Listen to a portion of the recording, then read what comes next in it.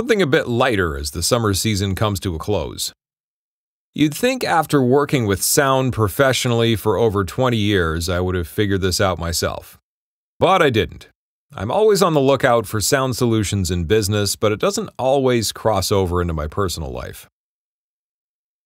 I'm a pretty avid cyclist. In the summer, I might take the car out once or twice a week. Cycling is great because it's transportation, exercise, sightseeing, and adventure all at the same time. One of the challenges with cycling is your relationship with pedestrians. They don't always see or hear you coming. They might be talking to someone, they might be wearing headphones, or they may just be oblivious to the world, especially if they're walking through a park or trail. And when they don't know you're coming, you either end up startling them or awkwardly finding a way to get around them without startling them. The solution, of course, was a bike bell. What I didn't realize was that not any old bike bell would do. The first bell I bought made a single ding. It sounded a bit like one of those bells you might see on a store counter. This didn't work out the way I wanted. Most people would react very awkwardly. Some were startled and some didn't know what to do. For others, it didn't seem to register at all.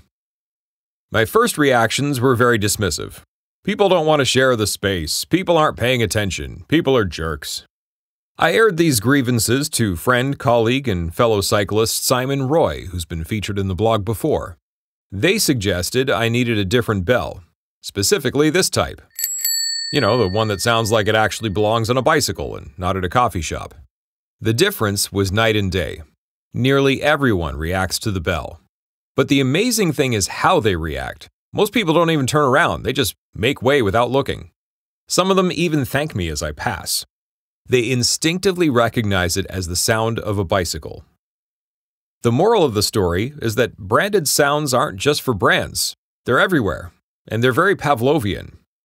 A referee whistle starts and stops sport play. A sustained bell means school is done. A car horn means you're being a jerk.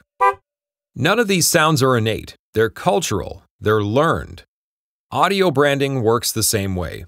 If a sound is distinctive and consistent enough, it becomes part of the public consciousness. It means something to people, and they react accordingly. When reflecting on your own brand sounds, ask yourself, are there any sounds that we own? Are there any sounds we can own? Can we create sounds we can own and use them to build our brand?